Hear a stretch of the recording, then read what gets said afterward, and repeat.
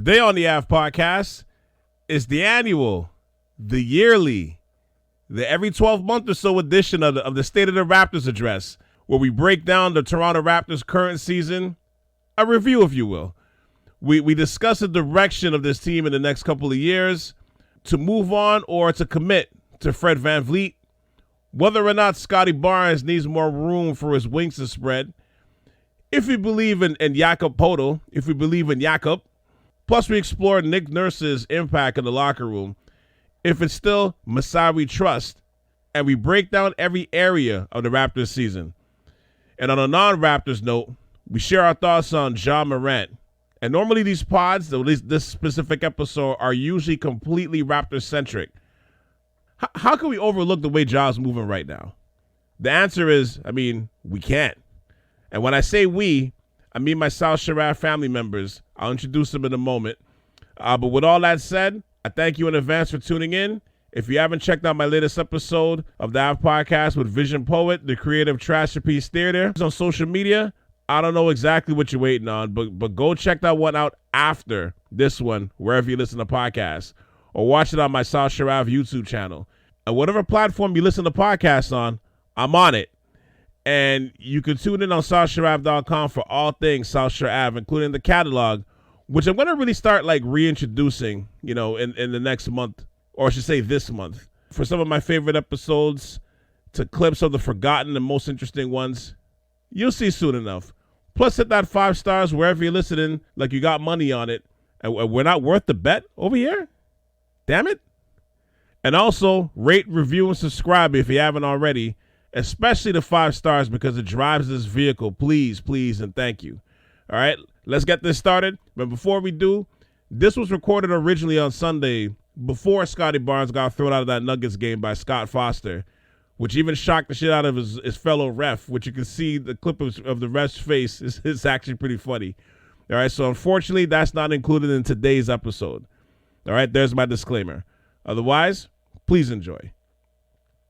It's the Ave Podcast with Cal C on South Shore Ave Radio. We the North. We're still saying that, right? Welcome to the Ave Podcast with Cal C on South Shore Ave Radio. All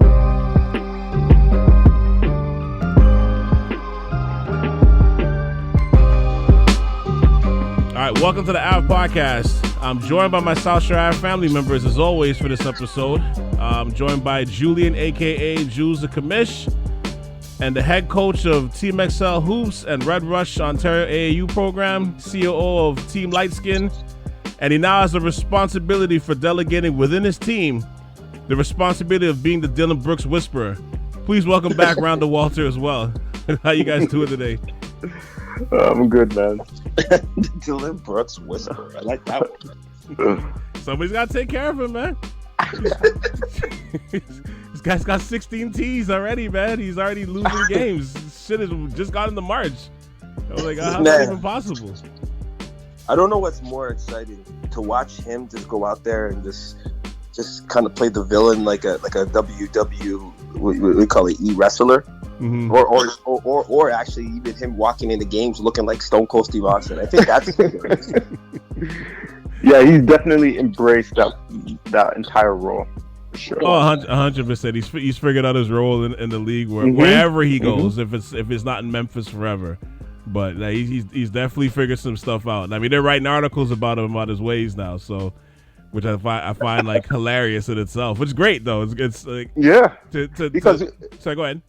No, I was saying, if you really look at it, he's lucky to even be in the NBA. Well, not lucky. I think he was projected to be in the second round, right? Like, I think was he even drafted? No, he was drafted second round. I thought he should have been higher, to be honest with you. He was a player of the year in the Pac-12. Yeah, but he was like a tweener. No, don't get me wrong. I'm not saying he can't play it. I take it back. I don't mean he's lucky to be in the NBA, but I didn't think his career would have been like a regular rotation guy. Like, I didn't think so personally. I thought he had the talent, but it was always that knock that he was a tweener, he was your shooting guard, he's a small forward, and whatnot. But he definitely he carved himself a role in the NBA, obviously. So yeah, crazily. That's the thing. It's funny now. Toronto Ballers has gotten to the point now that they actually have villains. We got villains out of the city. Right. Yeah, we need that. We were just happy to get guys in the league. Now they got villains and people who hate him. Like, it's just like, wow, like that's an achievement within itself, man. Yeah. It's not labeling us soft anymore. Yeah, that's what I was going to say. It's a different look. It's a different look for us, which is good. Yeah, absolutely. That's gone now. We got Dylan. It's gone now. It's funny. I was just down in North Carolina. We played this team from South Carolina, and it was getting chippy. And these guys were talking some reckless stuff. It's like, man, these guys think they're playing hockey over here, man. These Canadians don't know what's good. These guys are assholes. And I'm sitting there like, yo, man, come on, man. It's not like I would say, hey, you guys are from Boston. You guys play hockey too out there? Like, shut up. You know what? Just take the L from a Canadian. Which they've had to take more and more of now. That's the crazy part. At least in the AAU scene, they have to take more. And that's why the game has caught up to them across the world, right? Because they're not preparing themselves and they're taking these other countries or lightly or not looking at them at the same level or light as fellow Americans, right? So then next thing you know, Europeans, Canadians, even Philippines, like all these countries are just slowly creeping up. Well, the thing is, they just may not want to accept at least some teams, but like they do, because I know when my nephew was in high school, like I remember he was telling me right before he went to college that every time he told somebody who's from Toronto, they're like, oh shoot, oh you must be nice, and I'm like, yo, I remember going to these basketball camps and it was like, Toronto, you got igloos? You from Canada? All they knew was snow and Carabana. That's all they knew. That's all they knew about the thing. And I mean, they didn't even know what Carabana was. They just heard the name. Yeah, I wouldn't say it's that these days it's not that bad, because you even got now like the refs that be like, they know right away. Oh, y'all from Canada? I'm like, yeah. They're like, how do you know? Because you guys don't have like 4 guys lined up for foul shots. You guys always complain about 8-second counts because we play FIBA rules, right? So we've been down there enough that now it's like it's not a novelty anymore. It's kind of like, oh yeah, another Canadian team. But there are some teams that are are less exposed to us, and they just can't believe that we can ball at the level we can ball at, right? Mm-hmm. So yeah, that's we on the up and up, man. We on the up and up, and Shea Alexander, you know. Mm-hmm. Yeah, I guess it varies, right? Per state, per team, per coach, right? So sad thing is the way Shea's playing, man. I'm like, man, he's never coming back to Toronto now. Why do you say that? I'm talking about the Raptors, not the city, not for the summer, not for the summer. But why would you say that? Yeah, exactly. Why would he say that? Because he's balling, he won't come to Toronto? That's why? Well, no. I'm just wondering, like the home team might be able to give him that ridiculous money, you know what I mean, as opposed to a free agency team. But who knows? I guess we'll see what the future holds. We'll see. Okay. Especially the way the Raptors have been going this year. We'll see if that doesn't bear out for the rest of the future. Right.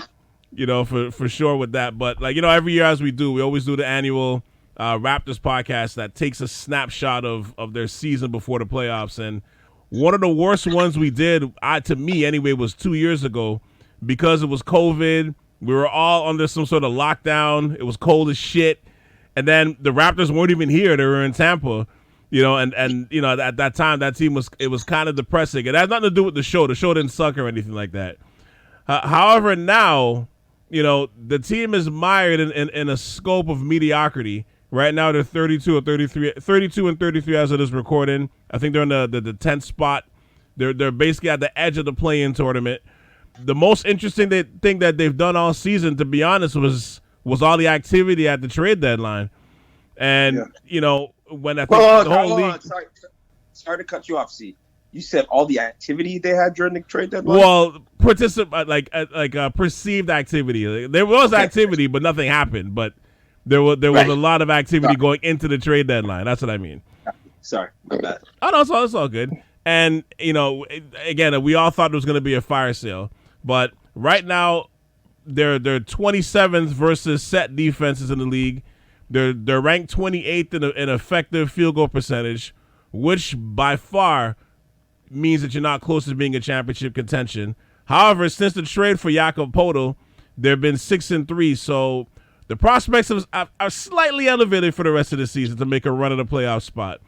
With that said, how do you guys find this season is going at this point right now as we speak? Now that the trade deadline is come and gone, and the roster is solidified more or less. How are you viewing the season right now? Who should I start with first?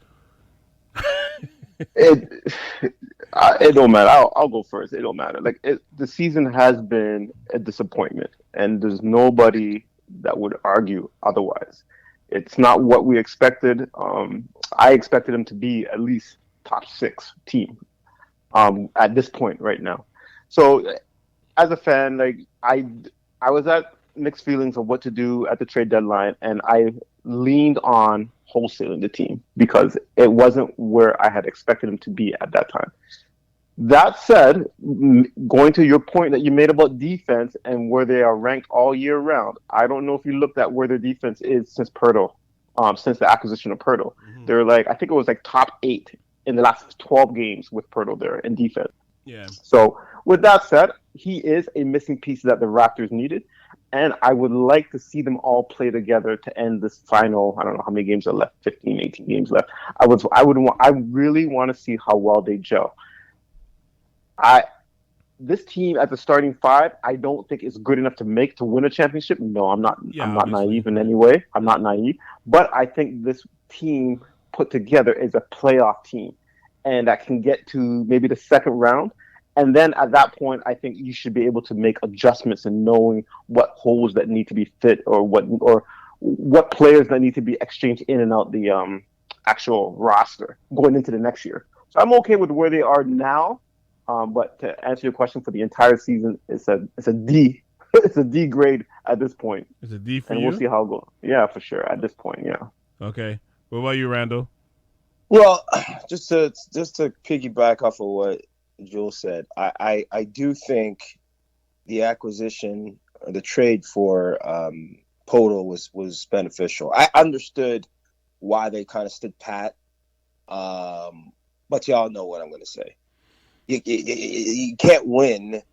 You're not going to go far with Fred VanVleet at the helm as your point guard. You're just not. No. Listen, Fred is a 2-guard trapped in a point guard's body. He's a good 2-guard. For me, it's I look at him and Gary Trent. They're both in the same position, right? Gary Trent's a little bit bigger, right? But both of them are not point guards. They can bring up the ball. They can facilitate it at times, but are they going to be ones at the helm? Do you want the ball in their hands in certain times of the game to win it out? I don't know. I don't think so, right? I look at when Fred VanVleet was at his best, optimal, he had Larry with him, right? Mm-hmm. It wasn't an ideal backcourt, but really, they both kind of bounced off each other because Larry's more of a point guard, but he also can shoot the ball, so he can play off the ball, right? He can attack, and even when he plays downhill, he's really good at finding the bigs. The other thing Larry was good at is I love Larry in the pick and roll, right? So when Larry's playing downhill, it allowed a lot of open backside shots for Fred to take, which when Fred's set. He's open on the backside, and you pass it. You swing it around to him. That's a shot I want. I don't mind Fred taking, but I don't like Fred coming down the court and arbitrarily just taking threes in transition and taking threes, instead of reading other plays. That's just not effective. And then what happens, because the ball is stuck in everyone's hands, no fluidity, the ball comes back to him at the end of shot clocks, and I can't blame him on it. But then he chucks up these ridiculous threes, which even hurts his shooting percentage even more. But so you ask me what I like about this team. I don't like anything about it. We talk about the Raptors. Stop it now. Hold on. Stop it now. You don't like nothing about it. Stop it now. Jules, how long have you known me?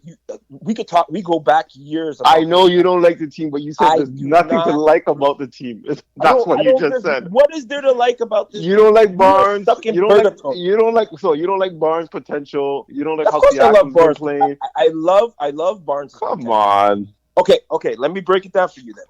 So Barnes. So because we have Barnes, then I'm supposed to look at this team and say, oh, we have Scotty Barnes. He's not the next. Listen, Barnes is not the next LeBron. He's not the next KD. He's not even the next. Right now, he's not even the next Pascal Siakam. So, yes, I like him. Like, No, you're right. No, I'm not. That's not my argument. Or okay, no, I don't have an argument. But you said there's nothing to like. That's all I'm challenging. Okay, I just said Barnes. Yeah, but listen, the Raptors. You said this before. What is there to okay? The good thing about the Raptors, they have enamoring pieces. So the pieces that are on the squad are very like I Siakam as an individual, great player. You know, I'm not a fan of. Everyone knows I'm not a fan of Fred VanVleet, but I give him respect. Respect is due. He's carved out a great career. He's a good player in the league, right? You know, I do like Gary Trent, just a good individual player. I love OG, good individual player. I like Poeltl, good individual player. But you put them all together, the stew tastes like shit. Right? You have a lot of good ingredients in there, but the stew tastes like shit. Right? So I don't see if they need to make more moves for me to start saying, like, I don't see anything with this team. Like you said, okay, they can maybe be They can build around a few players. Okay. No. Look, they can I'm build agreeing around, that the team is not where I'm saying, what am I enamored with for next year if this team comes back? You think this team is okay? If they do anything that's going to be great, they'll make the playoffs and get killed in the first round. What do I care about? I have no affiliation with this team. I don't like the way they play defense. I don't like the way that, and mind you, like when Poeltl was the answer, like Masai said, to a lot of deficiencies. But there's a lot of deficiencies that weren't addressed that I felt that they could have. And I don't know. Right? Based on this squad that we see right now on paper, going into the offseason, Julie, I don't feel comfortable with what Masai did this year. Because you got two guys you got to figure out what you're going to do with Trent and VanVleet. Who are you going to pay? Who you're not going to pay? Are you going to bring them back? Are you going to get anything if you don't bring them back? Right? Those are the things that kind of, we don't really have. Did we trade away our draft pick next year? Yeah, we did for Poeltl. I think it's some sort of protection on it, but I believe we did. Yeah. Right. Top 15. Yeah, top 12. 15. Top 12. Yeah. So like, if we do make the playoffs, kind of are we out of that kind of range? So we lost out on a draft pick. I don't see. You know, I feel like we could have at least tried to address the point guard need this year at the trade deadline.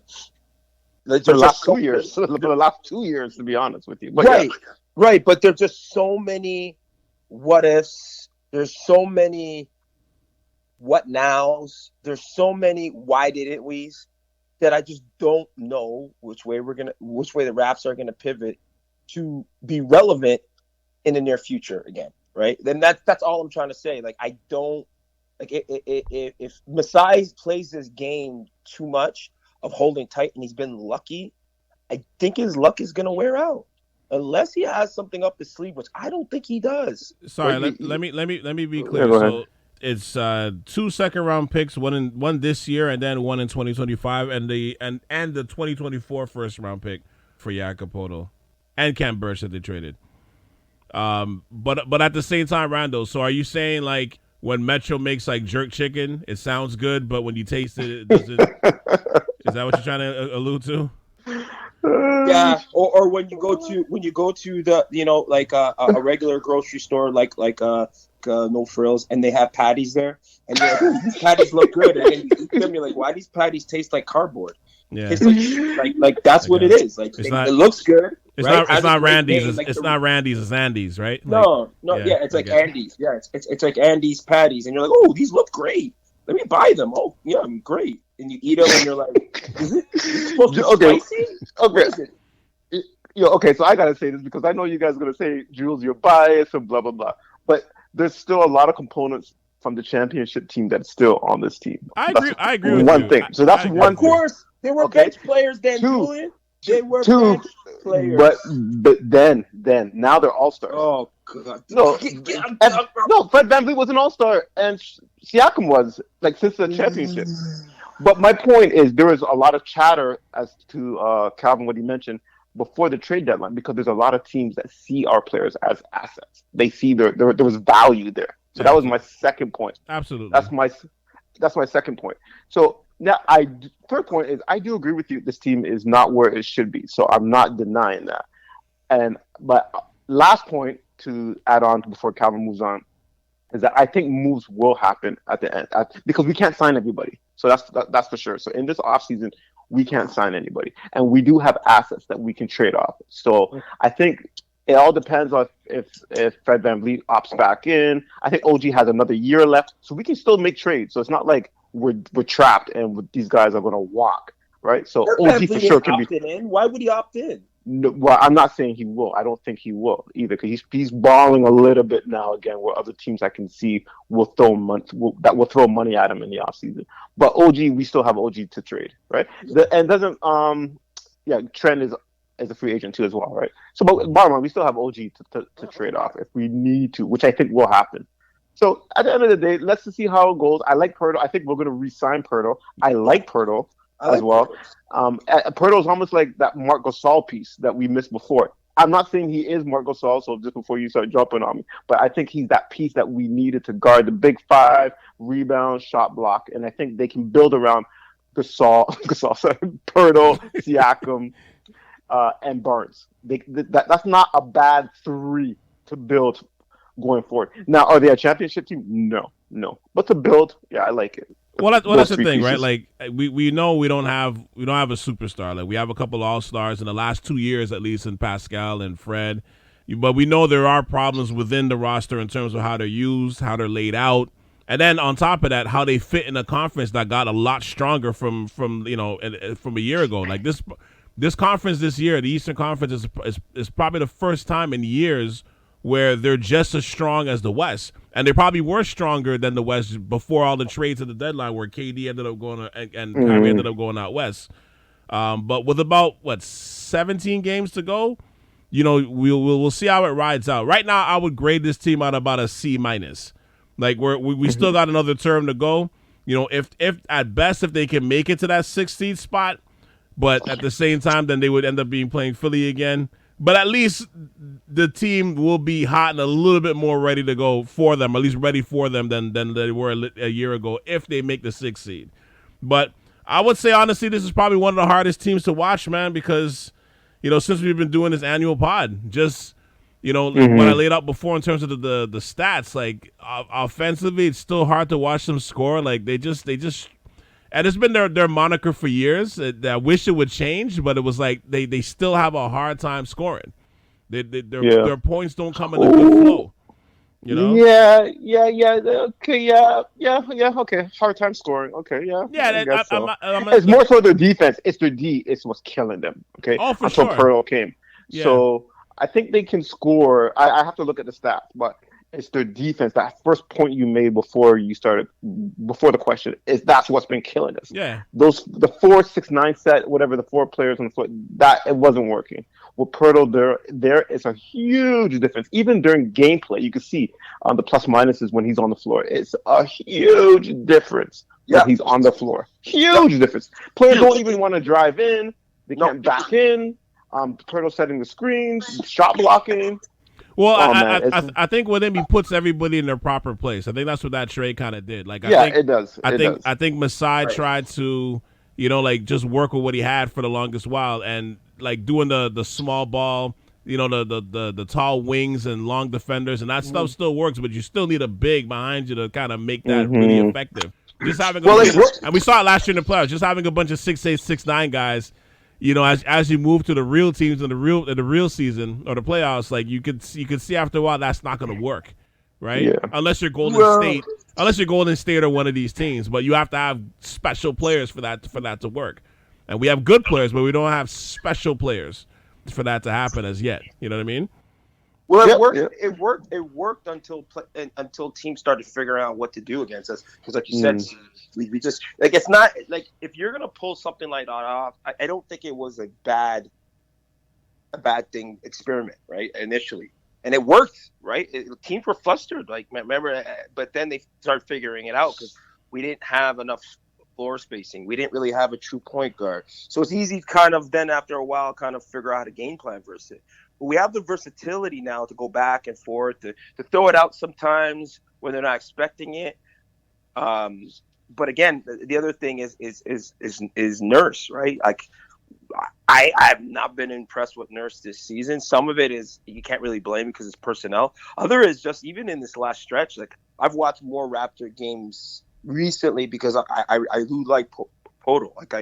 Like Julian, I'm a fan of him. I think, is he a world beater? No, but he does things well. And I do agree that he's a piece that it's hard to find a good center that just plays center. And he's a good center that plays center, right? And he does, the one thing that I'm pissed off when I watch the Raptors is when we run, like on defense, he is the anchor we needed. On offense, he's the exact type of big we need to either two things: run the pick and roll off of. I think we are almost unstoppable when Fred runs the pick and roll off of him, right? He rolls very well. He demands attention. He sags off. And now when we start to facilitate and move the ball, again, we're putting guys in the positions that they're good at to take open shots, to drive off of, your kick. And then, if you're not a shooter, a guy like Pascal to drive to the hole now because the attention's on Fred and Poeltl. Right.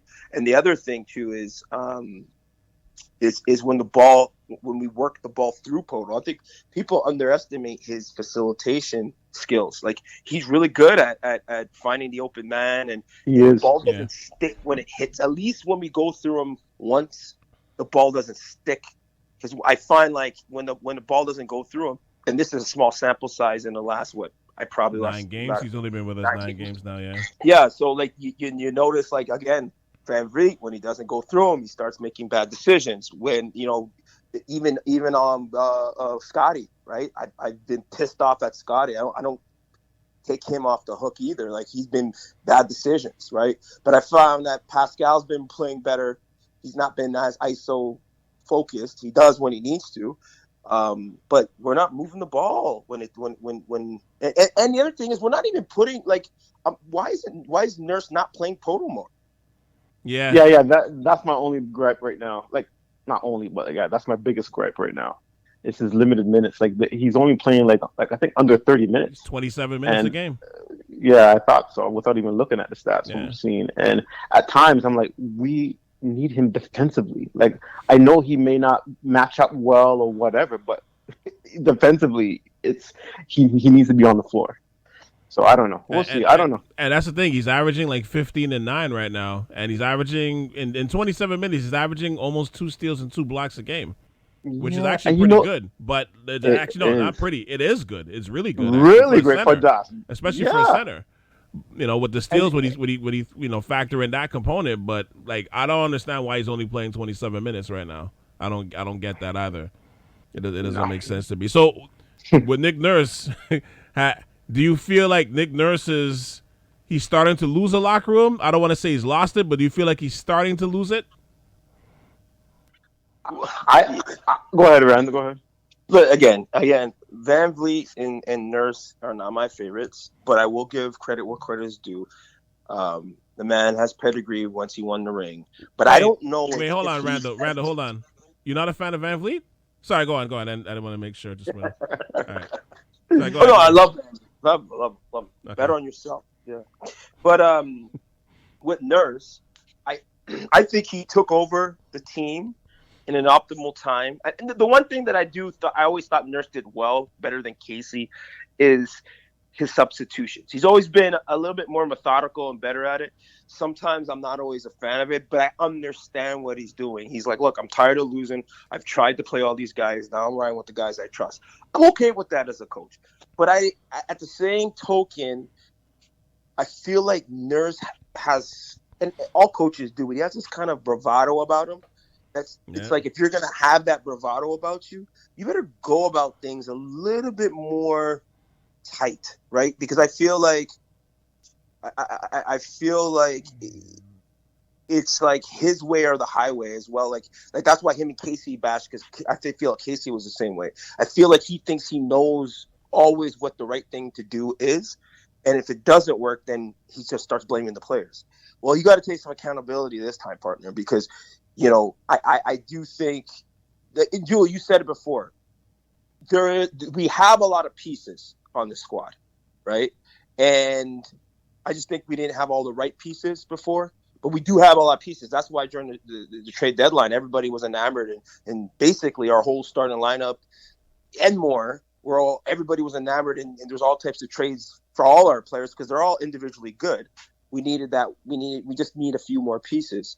But I still think that Nurse, with what he has underachieved. Right?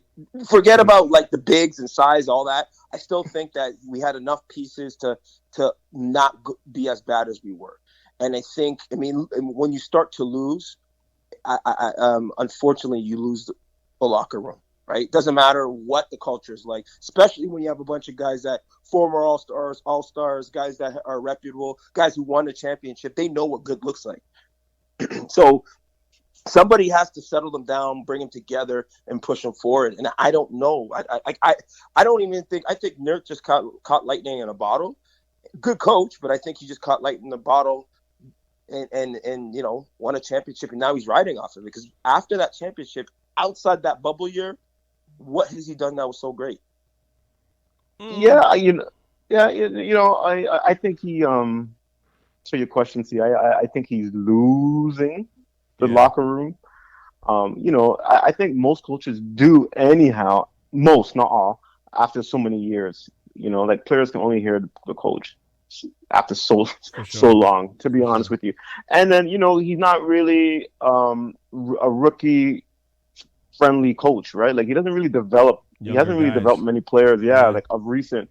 And I can see that rubbing, a lot of the players the wrong way. And then he plays the minutes, like for the starters, like he runs them to the ground, right? So that's not gonna help your locker room in terms of the bench players and the bench guys, right? Mm-hmm. So I and to Rand's point in terms of that they're losing on top of that.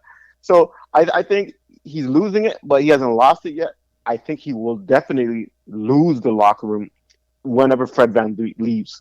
Because I think Fred and him they have like a relationship. Fred, I think, does have a heavy say in the locker room.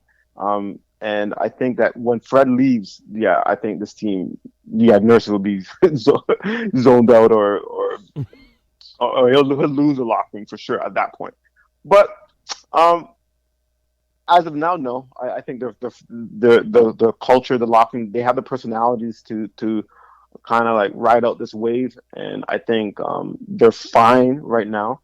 Now, as for Nurse, myself, in terms of his assessment of him of recent, I haven't been happy. I haven't been happy of how he's been utilizing the bench guys. I think Precious got no minutes last game. Now, I'm not a Precious fan, but like there's got to be a better way of getting players involved and getting them going and utilizing players to their strengths. And he hasn't been doing that of recent. Poeltl hasn't been getting minutes. He hasn't been in at certain times. I'm like, I don't get it. But and it's funny because we were at one point looking at like Nurse being one of the most creative coaches in the league in terms of how he uses his players, uses his bench, like fosters his rotations and stuff. I mean, who knew we had the second coming of Coach Tibbs? Yeah. Right? But as to Rand's point, it's personnel too, right? So like, I get it. Like, who you gonna bring in? Flynn? Like, who you gonna bring in? Birch? Who are you gonna bring in? Like Thaddeus? These guys aren't really guys that come off the bench and kind of get things going for you, kind of thing. So I get it. So don't get me wrong. But that said, you can't be riding the players that way. You got to put in the guys in. You got to put those other guys in and have those guys at least get involved or at least attempt to. So you know what? Because you're the resident Raptor man in the South Sherrod family. Can you explain to me what's going on? And this speaks to kind of the point that I'm talking about with what we've been talking about with Nurse. But like, what happened to the Banton? Oh yeah, I don't know. I haven't. Yeah, and the reason why I say that is because to your point, like in terms of the development, like that was a big thing with Casey that I hated, that he didn't develop the younger guys. That like the 905 did a great job, but when they got there, it's like he never trusted it to use. And I think when he started, he was a guy that would use his bench. He would use the younger guys. And everybody would play, but as time went along, it's like he's trusting those younger guys less and less and less and less outside of Barnes. Yep. Outside, because even the Coloco kid, like I'm like, yo, why isn't this kid like not playing? Period. I'm like, he can't play 10 minutes a game. Yeah, I get you. Yeah, I have no answer to it. As a matter of fact, the backup point guard is not even Banton. It's not Flynn. It's forgot who they brought in. I don't mind his game though. Man, I totally forget him. But the point is, it's not even Banton or Flynn. They don't even see the floor. Yeah. I forgot that. Oh man, I feel so bad. Like I should know the guy's name. Will Barton. No, not Will Barton. Not Will. No, he just came in last week. But no, they have a backup point guard. I have to look it up. When we move on, I'll look it up. But the point is that he has totally lost faith in Banton and Flynn. Now, mind you, Banton has been hurt. Yeah.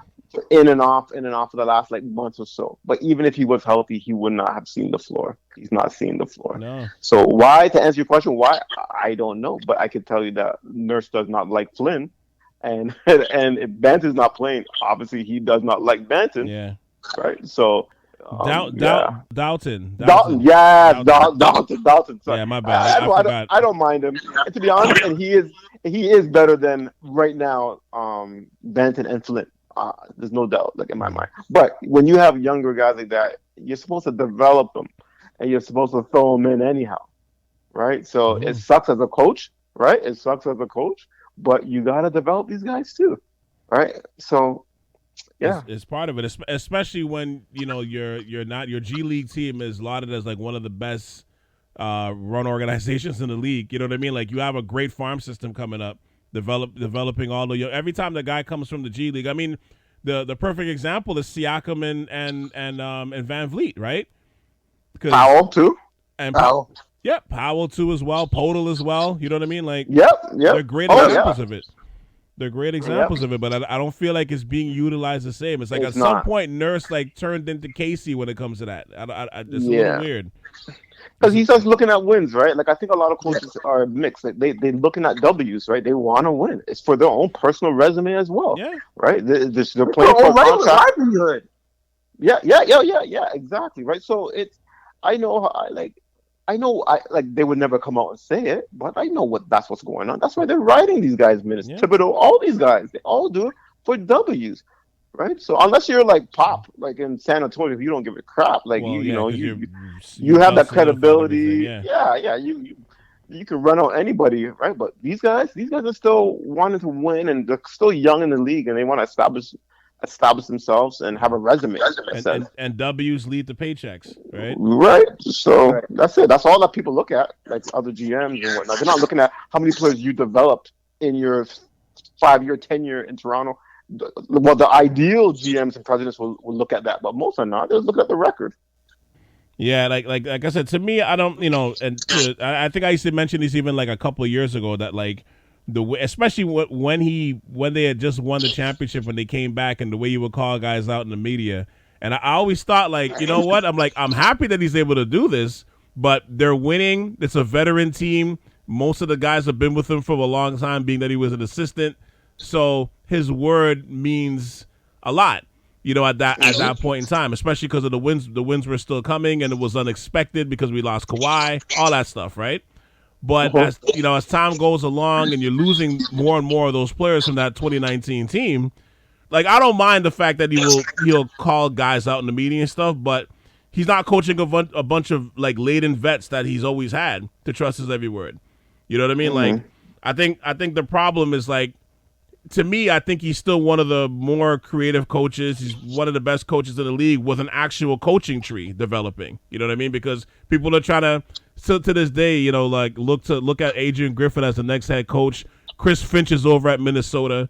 You know what I mean? So you're starting to see people getting poached from his roster, which is great, right? But I'm wondering right now if at this time he's the right man for the squad. And I'm saying this not because he's a terrible, obviously I just laid out the reasons, but what you said earlier, I think every 3-4 years a coach starts to get tuned out unless they're really winning some games or championships or whatever, right? So I think I'm just wondering if these guys might need a fresh voice. He's still one of the fresher minds in the league. And I think just to cut ties with him will be tough because I think once you let him go, I think other teams will go after him immediately. Oh, yeah, for sure. Immediately. You know what I mean? So you don't want to lose guys like that. Oh, yeah. But it's a tough thing because at the same time, you're kind of losing guys out. Yeah. Yeah, when you're losing, it doesn't matter what you're doing. Like, I mean, like you can be innovative, you can have great speeches or whatever. Guys are going to be like, whatever, we're still losing, right? Yeah. We're still losing, right? I hear what you're saying. You want us to do this and that. We're still losing. It's not working. Yeah, So then you get tuned out, right? So that's where it comes. Everything that you put on the blackboard is not coming to fruition. Right. And then the coach could be like, well, you guys ain't executing it, right? And it goes back and forth. But at the end of the day, you're still losing. So you got to change your approach. As a leader, as a coach, you got to change something. Find it, make it work. To the best of your ability, at least, right? Whatever the cards that you're dealt with. But if you're losing, guys are going to tune you out. Plain and simple. I need more minutes. He's getting too many minutes. Blah, blah, blah, blah, blah. I wouldn't run that play. Blah, blah, blah, blah. Yeah, no, and it's true. And going back to Poeltl, like, so we're in agreement here. Like, we're we believe in Jacob. Oh yeah. Oh yeah. Yeah. Oh yeah. He's not no all-star. He's not no all-star or nothing like that. But I believe in him and that he's that piece that we've been desperately needing. He will fill that void for us going forward. And I would definitely want to re-sign him. Now, obviously, what that number is, I don't know. I would have to look at some comparables. I got to look at some comparables, right? I'm not trying to give him no huge contract. Until my man hits free throws and hits outside threes, he's not getting no max contract from me or anything. No, clear to that, right? But like, no. But I don't know what the comparable is. I have to look at what players out there in the league that. Yeah, but that's the we thing. Should. Like, yeah, I mean, look, man. Given the picks that you gave up, I mean, the second rounders aren't a big deal. You know, you can always get that back in trades, whatever. That's not a big deal. But like the first rounder for next year, to me, indicates that you're gonna have to at least sign it back. You know what I mean? But it's just the problem is going into the off season is what is he signing to? You know what I mean? Like, what are you paying from to stay? Like, and we have to remember too, the cap most likely it will be, all intents and purposes, it will be going up, after the TV contract runs out in 2024. So, paying him $20 million a year, is that really exorbitant? Because that's Norm Powell money, right? Is he not worth Norm Powell money? Oh yeah, I think he is 100%. Yeah, no, yeah, starting center. 100%. Yeah, the starter too. Oh right. Yeah, 100%. So to me, for somewhere around there, I'm okay with it. I would. Yeah, but you got to balance. You got to balance the books though. Like, so if you pay him that, who are you offering? Let Trent go. I would rather Poeltl for $20 million than sign a Trent for $20 million. Exactly. Right? That's what so you sign Poeltl and you let Trent walk. So you're basically trading Trent for Poeltl, and I will do that. Any time of the day. 100%. So then why didn't we trade Trent and get something back for him? Well, but I agree. I don't know. But you may not get anything for him now. Well, yeah. Well, no. Nope. No, you won't because I think he has a player option, but right. But at the end of the day, too, like I don't know what he was offered. Like maybe Trent is not as valuable as Masai perceives him to be, and he wants something of value, like a first round pick. Like, what did thing get in New York for what's the two guard they got? Oh, Josh Hart. Who? No, Josh Hart. You talking about? Yeah. Hart. What did they get? First rounder? Yeah, it was a first rounder. Yeah. Okay. Well, so then Trent should at least be a first rounder. Yeah, you should at least get a first rounder in return for Trent, easily. Like in terms of at the deadline if we had traded him, Masai should have been looking for a first round pick for sure. Maybe he didn't get it. Yeah. I don't know. And you know what? Let's go to Masai. It's in Masai We Trust. We can still say that, right, Randall? We can still say that? You can still say that. Oh, okay, good. Oh, okay, until he messes up. Until he like completely gets shafted. No, but even if he does mess up, it's not so much that we don't trust Masai. It's that the issue that I have with Masai is that he's almost too smart for his own good. Like, he thinks he can out-swindle and out-maneuver a lot of people, and then he kind of pigeonholes himself in these corners, right? So, like, who knows what he did and what he didn't do. But I think that, he obviously has some type of plan, probably has some background conversations with some organizations for potential sign-in trades, but I'm not a big fan of sign-in trades. Like, I think we could have got something for one of VanVleet or OG. Trent. OG. I was okay with saving because OG you can kind of maneuver that in the off season, right? I'm okay with OG. That I'm fine with. You don't want to just do this fire haul and halfway through the trade at the trade deadline, a fire sale. Sorry, at the trade deadline. You at least want to get good pieces back that you can either resign or grow with the core that we have. And if we didn't have anything that was good, I'm okay with that. But I still think we could have got something for one of the two. I think we could have got something because if we lose it for nothing, that would piss me off. I agree. But you know what? I wish we could see what was offered. Right? I wish I could see what was offered. Because I think that was his intention, Rand, is to trade these guys. Full intention. And it just didn't happen. And if it didn't happen, it's because he didn't get what he wanted. Right? And he's not going to give these guys away. No, right? No. That's not his style. No, not his. Oh, well, this is all I got, so I'm going to give it away. He's like, F it, man. We'll just run it back for the remainder of the season and see what happens in the offseason. Right. He's not going to let nobody, kind of out leverage him and make him do something stupid. So, no, he won't let anyone, quote unquote, bully him into a deal. But at the same time, sometimes you got to take something for nothing, right? Yeah. I wouldn't let these guys walk just to walk. That's my concern. I mean, and again, I know you can address a lot of stuff in the off season, but as long as you got rid of one of those guys, he's probably easier to do rather than two, right? But anyway, I mean, to me, he still gets that belief, from me because, it is what it is. He's one of the top GMs in the NBA by far, right? But I mean, some of that championship shine is slowly starting to fade, even from the bubble in 2020, and it's not a bad thing because, we can't say that he hasn't exhausted the life out of the We the North era. You know what I mean? But the time has come to a point where I know some people are starting to question some of the moves, But to me, it's at the end of the day, he stuck so hard to the identity of a lengthy swingman roster, but I feel like he was making the best of what he had, and for the team to be in a position to be sellers at the trade deadline is kind of low key great for at least in terms of from the players that he had, the fact that there was so much attention around the Raptors in terms of who people wanted from OG to Fred to even Siakam in some cases. I thought that was that's a testament to him and just building up the value of the players to the rest of the league that guys really wanted. And I mean, with OG, part of the reason is, yes, he's a really good 3-and-D player, but I think the thing that people miss out on is his contract. His contract for in terms of NBA, in terms of NBA salaries and stuff is not expensive. You're getting a good 3-and-D player for less than $20 million who's got championship experience. He starts, he's relatively healthy. But he's got great size, you know what I mean? He can do a lot of things for you on a championship team as a 4th, 5th, 6th player. You know what I mean? So for the salary that he's making, he's everybody's gonna want him again in the offseason too. You know what I mean? So I think that's, to me, that's a testament to great management as well. Him and Bobby Webster, right? Just building up the value of those guys to the point where again, I'm saying not even jokingly, but the buzz going into the trade deadline was the most exciting, most interesting aspect of the Raptors this year because we didn't know if the team was going to blow up.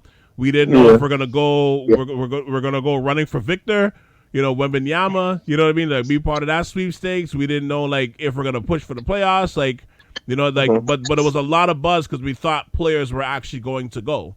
But that's also a testament to what he had on his roster. He knows he wasn't going to get a superstar, so let's continue to build the value of these guys.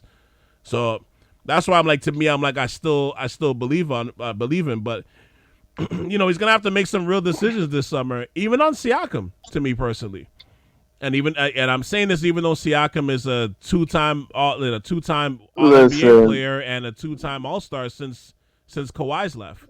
So listen, I love him. But Siakam ain't going nowhere. He ain't going nowhere. He's getting the max.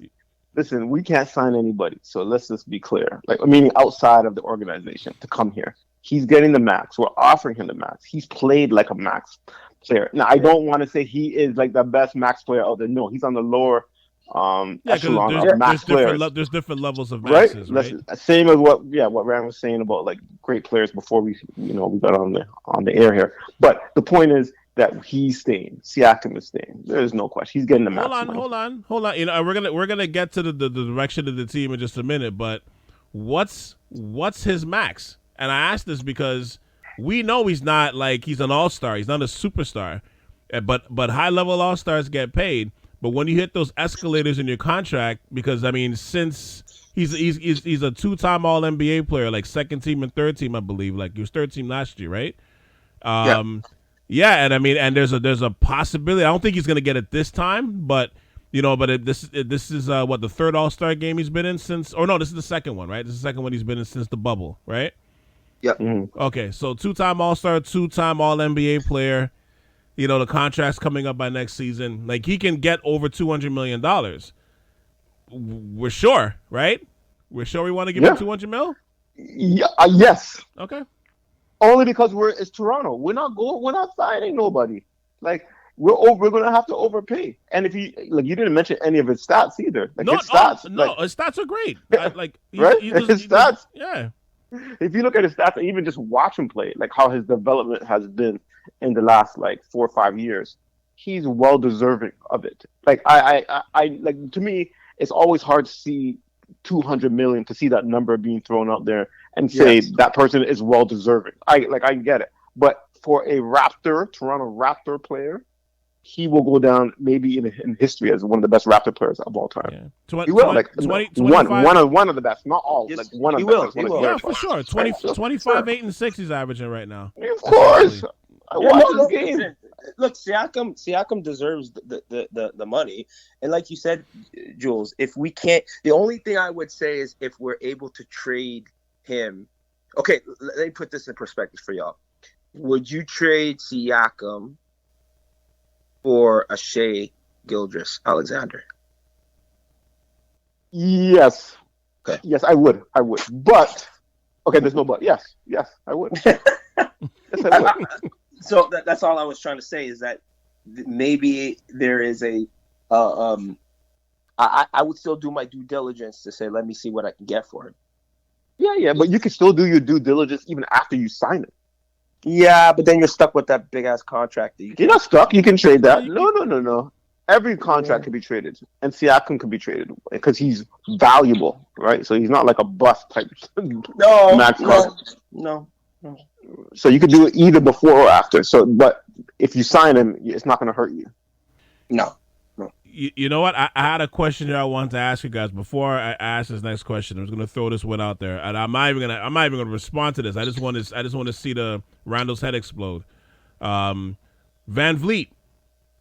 So since the trade deadline, we had a big discussion on him, and I told Randall I would let him run wild on his thoughts on keeping him or what you pay him or what have you. I pretty much already know Randall's answer, but I guess for you, Julian, like, would you keep Siakam? I'm not Siakam, but would you keep VanVleet? Would you keep Fred? And if so, how much?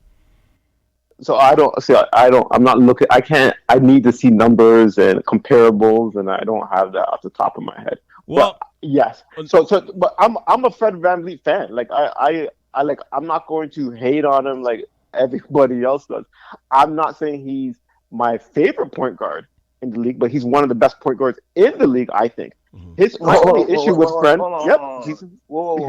He's one of the what? One of the best point guards in the league. If you look at stats and look at what he can do as a floor general and his shooting ability, his intangibles on and off the court, I think so. He's one of the best point guards in the league. He's an all-star. He's an all-star too. Don't forget that too. Listen, he is. Now, he's a one-time all-star. I'm not saying he's a bum. I'm saying he's one of the best point guards in the league. He has to be one of the best. I never said he's the best or top 10 or top 15. Okay, in the East, you're saying he's not even one of the best point guards in the East. Yes, he has to be one of the best point guards in the East. Okay, who's the top 5 point guards in the East? Tell me right now. Okay, let me think. Hold on. Let me start from top. Drew Holiday. Let me start from top. Oh, I'm so happy. I love how he's playing this year. Let me tell you that. Nobody on Boston. I think we have a better point guard than like Smart and Derek White or whatever. Cleveland, no, Garland. Garland is above VanVleet. Garland, so I named Garland, Drew Holiday, Indiana. James Harden. Yeah, no, Halliburton. 3. James Harden. Yeah, Harden. Yep, 4. What's his name in Detroit? He'll be better Who? than him. Who? Ivy? No. Cade. Cunningham. Nah, no, not yet. Not yet. But he's going to be. Yeah, going to be. Yeah, But he's not better fine. now. Listen, he's not better now. Let's be real. No, he's not better now. So you right there we named 4. So he's like top 8. And Kyrie's He's one of the best. And Kyrie's not in the conference now either. So No. No. He's one of the best. I'm not saying he is the best. I want to be clear that he's one of the best point guards. So I would want to resign him. At what number? I don't know, but it can't be anything at some crazy astronomical number that I'm sure his agent may want. No. If we can get him at a decent deal and bring in another 2 guard or ball handler in free agency or trade, I'm okay with it. I'm okay with it. Well, here's the comparable. We just saw Lowry get $30 million with the Heat. Now we know that's been a disaster, but complete stupidness. Like most point guards in that range, the Drew Holiday range, are getting about that price. No, I wouldn't give him 30. So if the question is, if he wants 30, I wouldn't give it to him. I would rather draft like a top 10 like lottery point guard coming out. If I had the opportunity, than even trying to pick up somebody in free agency. There's no guards it's just not there anymore in terms of like out there that I think that's available. Point guard available. So I think Fred VanVleet might get what he wants on the open market, but I would not give him $30 million. Not a chance. What is he making right now? 20? Think about 20. Actually, let me check. I'll check while you guys are talking. I'll give him a bump up whatever he has now, right? Whatever that is, but a slight bump, right? And I'll give him some term. Give him some term, like 5 years. Like so that he can retire, he's good. But I want to give him. But the thing that's interesting though, when you look at the market, right? Like I know the rumors you keep hearing is Orlando was really looking to get him, but like the way that their guards are playing, especially Fultz, I'm like, do they really want to spend $30 million on him? I guess they're so far under the threshold of the salary cap. I guess they could do it, but the way that team is kind of moving right now, I'm like, do you really need Fred to come there right now? Like there's not a bunch of places that need him right now. That's needed services. I think that's part of it, right? Yeah. I think the only rumor, if I remember, was Phoenix at the time. Chris Paul was hurt. And right. Orlando. I just said Phoenix. That was it. Yeah. And I think that was it. That was it. Oh, Clippers was the one that was wanting his services because they don't have any point guard right now. I don't. Westbrook. Yeah, but it was the Clippers. It would right? be them, but I don't know if they can afford him because they're so maxed out. No. I missed at the trade deadline. Yeah, his name was rumored to be on, right? But anyhow, you're right. It may not be a market for him, so we'll see. Yeah, so we'll let him test it. We'll let him test it. So he's making $21.2 million this year, and then next year, if he decides to opt in, he's making $22.8 million next year. Okay, I'll give him 25 average per average. I would, and that might be a good number. That might be good. It might like you might lose Randall off the bandwagon, but it might be a good number. But I don't know. It's interesting because I like Fred too. I think he's a tough player. But everybody likes Fred. Right? But you never liked Fred Randall. You never liked him. I never liked Fred. Never but did. I will say this, and this is what I was trying to say earlier. If we trade. Again, I don't know, and Julian, you being a good point. I don't know who's out there. If we keep Fred, we need to have someone to play like that, so Fred that shares a point guard role. Yes. Correct. So it's like a tandem. Push him. That's why I was saying to y'all, and everybody was kind of laughing at me, but I was kind of saying, who would thrive playing with him? I think someone like Ben Simmons. Stop it. Yeah, well, stop it now. Just stop it. Why wouldn't? No. I'm not saying why wouldn't Ben Simmons thrive not playing with Fred VanVleet? Because you know why, Randall? I'll tell you why. So Ben Simmons right now is on the perfect team. Right now, he's on the perfect team right now. There's no stars. There's a bunch of shooters. There's a bunch of offensive guys. They need a point guard. He's on a perfect team. He doesn't need to score. He can play defense. He can pass. He can run the whole all-around game. He's on a perfect squad right now. And I mean, he's hurt. Part of it, he's saying he's hurt. But the other he part, ain't hurt. But I know that. But I'm just saying, like right now, the way this team is constructed at this point right now, what better team is there a team for him to run than his own squad? Right? Like I'm saying, like right now, you don't need to to come to here is one thing, but you're in a big market. You got a team that's like all the players right now until they get a big star to come there, which could be this summer. What else do you need right now? What else do you need? KD and Kyrie aren't there, and right now he's unplayable. He is unplayable right now. Well, I'm saying that based on what I've seen, Ben Simmons do when he's playing decent or well, he would fit. Like you mean like 2 years ago? Randall, let it go. I always see people are always big unless it's something where he has an injury. I know it's a lot of head issues, but I do believe that he can bounce back. Will he be all world? No, but I think he can bounce back to old Ben form if he gets his mental right. Sure. I don't know. Yeah. That's You came out of that rabbit hole pretty. You didn't get down too deep. You didn't get down too deep. No, I'm not. There's a lot of dirt on his back from that rabbit hole, though. There's a lot of dirt on his back from the rabbit hole. But sure, no. Everybody say he comes out of it. Sure, fine. I'm not saying I wanted Ben Simmons. I'm saying someone that I could. If we're saying, hey, who can hype it? That's a potential point guard that might be available. Who would fit? Now, I don't want Ben Simmons' contract, but I'm just saying. Yeah, I was going to say that. I'm just saying, like, if you're looking at, okay, who would mesh well with him? I'm giving you an example who I think. No. Well, that's just what I. You know, like, you need a bigger point guard to play beside him, right? You need someone that can facilitate, so he could play more off the ball. On defense, Ben could play anywhere from 1 to 5, so it's never an issue of matchups on D. Right. So look, I gotta stop you. Like, I agree, but we can't talk about today's Ben. Like, if you're talking about, first year, second year, third year Ben that entered into the league, then I'm but today's Ben, we can't even have this conversation. No, today's Ben is unplayable right now. But I'm saying they don't even want him on the bench. Let's stay home. They don't even have a point guard on Brooklyn. Dinwiddie's not really a true point guard. Like, there's plenty of opportunities. I like Dinwiddie better than VanVleet. Oh my! Let's go on to the next question, man. Calvin, next question, man.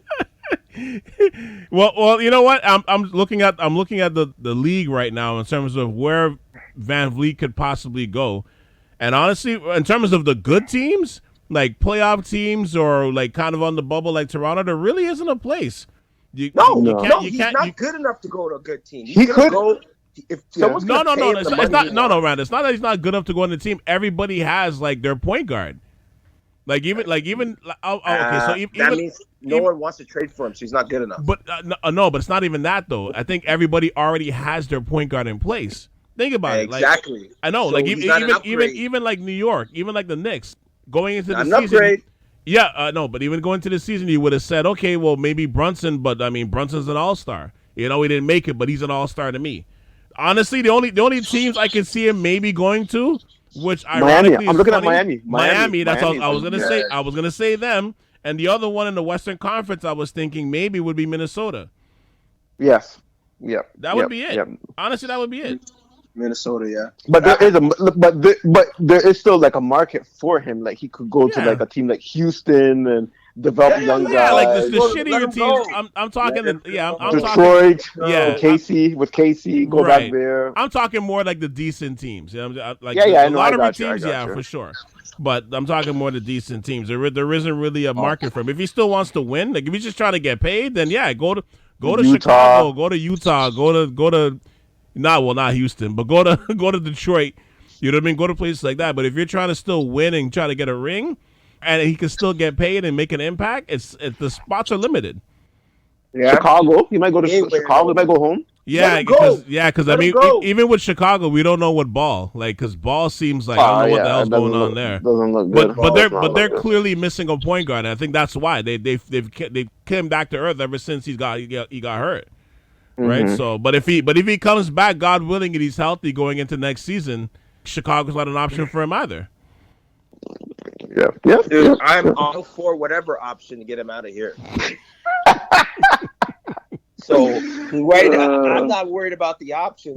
If we're gonna keep him, I'm worried about how are we gonna utilize them. Isn't it a crime that like you're going this hard against him? He's his team is like it's like a crime. It's like light skin on light skin crime. I don't understand. Let me take one last point to Randall. Like again, we need to re-sign players because we're not going to sign players. That's one thing. And then the second part. Well, hold on. Yes, exactly. That was going to be my second point. We can always sign these guys to 25 or even a little bit more, and then trade them because we need assets. Right? We need assets to trade. So if we can't sign these guys and they walk, we get nothing. Then we're not getting anything. But if we overpay and then trade and get something out of them 2 years later, at least it's something afterwards. Mm-hmm. I learned that with the whole Aaron Rodgers thing, Calvin, because I was like perplexed. Why the hell did Green Bay re-sign Aaron Rodgers? The guy was fucked up in the head, doing all these saying crazy shit, talk shows, and just weird, like COVID, whatever, all this anti-vax, just weird. And they wanted to give him max, and they gave it to him. Yep. And then I think it was you, Calvin, that told me. I'm like, I don't get it. And then you told me it's because they're going to let him walk and get nothing.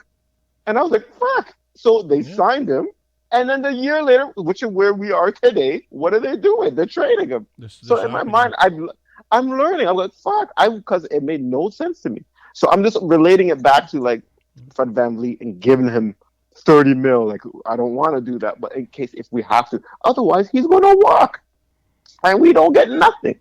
And you can see what the assets we have, and there's always a dumb GM out there, or Masai can sell like the value of our players, and we can trade him, and then we can get something in return. So I just don't want guys to think, oh, he sucks, and let him walk and like that. And when we can sign him, I would never want to let Fred walk. I mean, I'm not a fan of Fred, but I will acknowledge that he has value. Okay, that's fine. And again, if we're going to keep him, that's what I'm more angling to, because I have a very bad gut feeling that Masai is going to find a way to keep him. And if we do keep him, all I'm saying is that, in my opinion, he's better playing with someone else that's more ball dominant. That's all I'm trying to say. I agree. And if you're going to get somebody like to play off of him, like I'm trying to think who would be a good player. Like I'm trying to think. Just forget about contracts and all that. I look at players like, and I told you guys didn't like the Ben, but I see the match with Ben. I'm not saying it's a perfect match, but I see the match. I see a match with like a CJ McCollum kind of player, right? Mm-hmm. Like, I'm thinking who would fit well with him in the backcourt, right? You need a little bit more size. You need someone that can play on the ball, off the ball. It's tough, right? It is tough, and it is tough. And to be honest, to answer your question, we drafted Flynn and hoping that he can like fight for minutes and compete. No, I'm just saying we drafted him. Then the year it was to be subs, right? To be kind of like a Fred VanVleet himself too, right? Like, yeah, and then it was Jalen Suggs, right? We were supposed to pick him, and then I thought, okay, there was that player that we need, the second ball handler, and push VanVleet out and trade him. But then we drafted Barnes. So it just it was a great pick, by the way. It was the right move, but it just hasn't worked out in terms of players being available, players that we drafted, and that's what my logic or my thinking is why things have unfolded the way that they have. Now, with the direction of the team going forward, right, the next couple of years, not just this year or next year, like the next couple of years. Do you feel like Masai needs to choose a side in terms of who to build a team around? So in order to get the best potential out of of the core moving forward, do you continue for now? And if do you continue to build this around this roster for now? And if so, you're building around Pascal, who, as I mentioned, is a 2-time All-Star and 2-time All-NBA player in the middle of his prime. Or do you build for the future and build around Scotty Barnes? Is there a legitimate future thinking you can cater to both and still lead to future rings? That's a great question, C. That is a great question. And I would say it's both. Because there's two separate timelines in play, right? You got the timeline with Pascal, and I think based on the trade for Poeltl, I definitely think that Pascal is probably we're working more off of Pascal's timeline than we are off of Barnes, right? Because and people forget, like, Pascal's timeline's a good timeline. It's not like it's off. It's a good, there's some good talent that's within that age range that you can get some good deals on. I think Poeltl and Pascal, just their synergies off the court is great. I think that, if you want to throw VanVleet in the mix, he fits with that, that core. He knows them well. They had success together, in the G League and the bench mob, whatever they called themselves back in the day. So I'm not opposed to it. But again, I just don't know which way the Raptors are going to pivot. And again, the odd man out to me, I love OG, but if we can get some value back for above value back for OG, like if Masai is able to do what Masai does and rip off someone to get some great assets back for OG, I'm all for that. And that's where I say that the timeline now splits in half, and you say, okay, like you're building with the core of the bench mob core of Poeltl and Siakam and VanVleet. And then you got another timeline with younger players coming in off the bench to create that other bench mob with Barnes and some young talent that comes in. I definitely think we need to get another, Julian, that's why I asked you, what point guards are better than VanVleet? Because I'm trying to figure out what's out there. And if there's nothing out there, let's start from young. Let's get we'll use our draft pick. Trade for somebody. Like, if you trade Gary Trent, trade for a good young point guard to come in. I always loved the Maxey kid, man. I thought at one point man, I would have loved to have Maxey on our squad. Boy, oh boy, I think he would have been a good fit. Yeah. But anyway, that's just my. Even like quickly on the Knicks, like he's not on a Maxey level, but that was somebody that you could groom and grow on the squad with Barnes and whatnot. So right, I see your point. I'm not denying it. We definitely need a young point guard, another ball handler. We've been asking that for years, to be honest with you, right? So that is something that we will have to address in the offseason, and it's something that I have to look at the mock drafts and who we can pick up, even with a mid-first rounder, a point guard. We have to draft a point guard. There's no question. We need somebody of value. Let me ask you guys. Sorry, before you go on, is because this is something I think I was talking about somebody else with. So now, like, we're looking at this roster as it stands right now. We're making a playoff push. Obviously, it's well known. The glaring hole we all can concede to. There's a few, but the major one is the backup point guard. Right? Why did it? And I already said it. I am a big fan of Will Barton, so I think that was a great pickup. But I still don't think it addressed the holes we need. It addressed some holes, right? But it didn't address the primary hole of a backup PG. Is it too late to pick up guys on waivers now? Is that time at passed? Well, who is it? But no. Yeah, it is. It is actually because. I was only asking, like, and again, if you could have done something I'm only talking from now to the end of the year. I'm not talking about for next year. Would you guys have considered? And I know there's some drama around this guy, but would you guys have at least considered picking up Wall? No. Why? I'm not one way or the other. I just was thinking about it from I wouldn't have considered him, not because of the talent necessarily, because I just don't know if he would have wanted to be here. I just don't see him as a player that I wanted to be, even though I know he's not going to be on the playoff roster going forward now. But I don't know if he would have came to, like, you know what I'm saying? Like, I just don't, not saying he would have been like Steve Francis in 99, like wanting to cry when he got drafted by the Grizzlies, but like, I just don't know if he would want to come to Toronto. Like, I don't think he's a culture fit. Yeah. I don't know, I don't know if he's the right player for this culture too. The one thing I love about Milwaukee is they pick up players that match their culture and matches their core, and he doesn't fit any of that. No, it's fair enough. I would just play devil's advocate because from a talent perspective, I think his talent is I don't think he played that bad for the Clippers. I mean, I didn't follow the. I don't. Yeah, and not to cut you off, I don't know how he fell out of rotation because he was in the rotation to start the year, and he just completely fell off. And then they were like, "Yo, we want to trade him." So to me, it sounds like something more off the court. Like they saw something mentally or behavior or something. Like because I thought, because they were trying to move him. They were trying to They were trying to. And they cut him. Yeah. Yeah. No, not cut him. I think they ended up trading him to Houston. No, did he go back to Houston? he traded him to Houston. Yeah. Yeah. They just wanted to get rid of him, and they didn't even have a point guard. So this tells me it's something more than on the court issues, or something off the court. But I was gonna say, to answer your question quickly, is like Barnes. Yeah, Barnes is the player that, and Barnes and Siakam, for sure, you build around, and you trade OG for what Randall wants, a young up and coming point guard, and you trade him for a draft pick. Like you make a trade to you trade OG like to Portland, and you get like Sharp. I'm not saying he's a point guard, but you get like Sharp and a first round pick, and a player like a prospect, a first round, and like a rotational guy.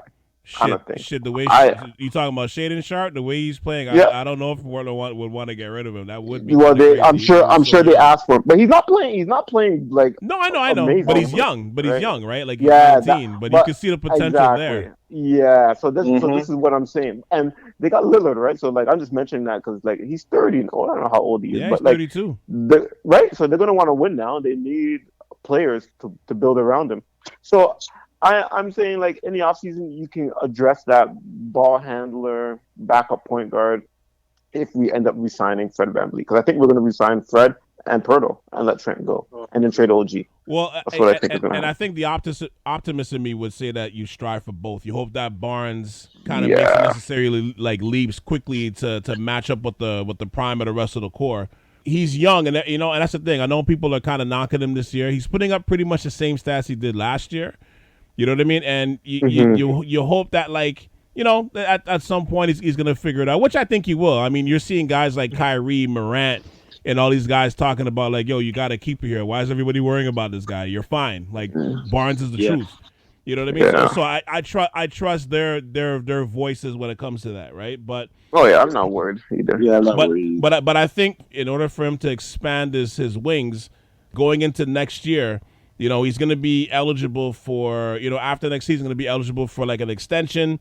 You're going to want to expand his wings. And I think my biggest complaint with the Raptors is it's great that you have all these interchangeable wings. The problem is offensively is I think he's being hurt by that.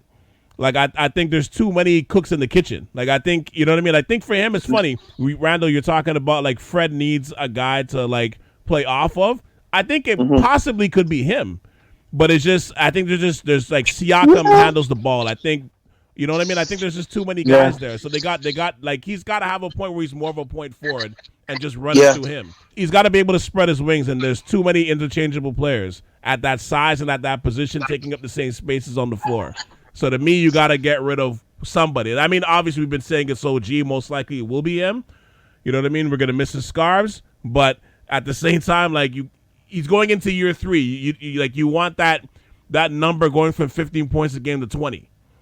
You know what I mean? You can't do that with OG being there. Or like you gotta get rid of somebody. Like I said, if you're not gonna trade like Siakam, which we all laid out, then you gotta move somebody. You have to move somebody for him to spread his wings. Yeah, and to get more touches and whatnot, right? Because not everybody's gonna be able to get their touches next year. Right? Like OG and Siakam and Barnes and Fred, they're not all going to get their shots up. So somebody has to go. And you need role players, and that's how you win championships, right? You got 2-3 core guys, and the rest are role players, and they know their role. And that's what we got to – that's the recipe right there. Yeah, and that's the thing, too, because I did flirt with the idea of, like – and I was even floating this out through, like, previous pods throughout the year of, like, do you try to go the other way? Maybe move Siakam and just try to get a bunch of, like, first-round picks and just start over and just build around Barnes because, every era of a team has a shelf life. Like Boston, for example, when they won their championship back in 2008, and then they extended that window for about a good 5 years until it was like, okay, these guys are getting older. They're at this point, we got to move. But, like, the thing is, this core got a chance to win a title. You know what I mean? And now they're going into their prime. Usually when a team wins a championship, by this point they're getting older. You know what I mean? Or there's some sort of chaos and like you got to move certain guys. But these guys are all like in their prime. Like OG, Siakam, Poeltl, VanVleet. They're all like they're right in their prime right now, right? So that's why I'm thinking like the optimist in me. You want to do both. You want to do both, and you're just hoping Barnes makes that leap. But I'm like, at the same time, it's like with no, I don't know, unless you can trade one of these guys for like a big star, like that needs a change of scenery. Like you can't lure a superstar free agent to come here. We all know that. It's been like the moniker for like decades. At this point, with the way the East is now, you commit to Barnes, you commit to maybe, like Poeltl, you commit to Fred if you do, and, drive Randall crazy, and you commit to Siakam and give Siakam the, $200 million. Is that going to be enough with Barnes? Like, do we believe in Barnes enough where that's going to tip the scales and now we're going to be able to be in the Eastern Conference Finals or the Finals or, God bless again, we're walking down Young Street? Like, to me, I'm like, are we closer to that by doing that? I think that's the big thing here. With this roster right now, no. You know what I mean? Like, if you're going to commit to this core, you're basically going to be like the Atlanta Hawks in 2015 where you're winning like maybe 50-something games and you're out by the second round. So I don't know. I don't know. Like the East it's not as strong as it used to. It all depends on what the other teams do in the East. But like other than Milwaukee and Boston, Philly? Right now, Philly, yeah, but Cleveland? Philly, we're talking about like 3-5 years from now too, right? Isn't that what you're talking about? Like not today. Like a couple, like in 3 to 5 years, I don't see Philly being where they are right now. Sure, that's fair. Right. So Boston, I see still being there. Milwaukee, why not Philly? Because Harden's not going to be who he is in 5 years, 3 to 5 years. But Maxey right? will. Maxey will, but Maxey's not Harden. And I don't think so. Would Embiid's health be the way it would be by that time too? I think this is Embiid's peak right now. Yeah, right? I think so. I'm not saying he'll still be playing in his peak in another 2 more years, but in a 3 to 5, I don't know. Now Barnes in 3 to 5 is going to be a stud. Like I think so. Yeah. Better than Harden in 5 years from now. So I'm just saying, like, it's hard you got to look at other teams as well before making judgment on Raptors. Like, they're not a championship team in 3 to 5 years. Yeah, like, and do you think, like, with everything we've seen this year, like, how far do you guys believe, like, how far are we away from, I'm saying we, like, how far are the Raptors away from having people like us partying down Young Street and down Queen Street like we did in 2019? Like, how far? Do you think it's 4 or 5 years? Do you think it's more? Do you think it's 2 to 3, depending on who's coming here? Who knows? But yeah, it's hard to answer that. But it's not far. Like, I think we have. I know Randall doesn't think we have any good pieces, but I think we have pieces to build around. And I think that depending on what Masai can do and drafting and whatnot, I think we are not as far as you may think we are. Yeah. Especially when you look at other teams in the East, like, I don't know, Detroit or even like Chicago. And like, I think we're closer than those teams. Mention Cleveland too, because Cleveland in 3 to 5 years is going to be really sick. I think so too. I should add Cleveland in there. Yeah, I like what they've done with Mitchell, Garland, and Allen, right? And Mobley, right? They got young. So, yeah, I take that back. I don't take anything back. I'll add them in for sure. 3-5 years, they're going to be a top 4 team, top 3 team. New York, still there. You got to count the Knicks in now too. Top 3-5 years? No, I don't know. We don't know. It depends on who they can pick up, but their core is pretty young themselves too. Really? The Raptors I don't know about has that. more potential than them. Yeah, come on. Who's going to be worried about in 5 years? But look at Brunson right now. Brunson is what, like 23? Like, Brunson's young. So is Barry. Okay. Right? Fine, but let's be real though. Like, Brunson is, I hate saying this because he's like Fred VanVleet, like 5'10", like 5 years he's not going to be as explosive. Sorry, say that again. Yeah, he's a liability. No, say it again. Yeah, he's like a Fred VanVleet to me in 5 years. Like, his explosiveness won't be there, and he'll be able to score, but he won't be able to defend like Fred VanVleet. Like, that's my biggest knock on Fred. Like, he just doesn't defend. Say that again. He's not a defender. He's a great off the ball defender, steals and whatnot. He's a great facilitator too. He's not a great facilitator. No, he doesn't throw the lob pass. Nobody gets but he's a top 100. Yeah, he's not a great. I said he's good in those like in those aspects. He's good, but he's not great in those aspects. He's not bad. I would never say he's bad. Than I thought, though. Running the team much better than I thought. Jalen. Oh, Brunson. Yeah. Oh, yeah. Brunson. Oh, yeah. Who's that? VanVleet? No, Brunson. No, Brunson. Oh, Brunson. Yeah, Brunson is. I was gonna say, oh yeah, he's playing. Yeah, I love that he's doing this in his first year of his contract too. He's doing it in his first year of his contract, which I love.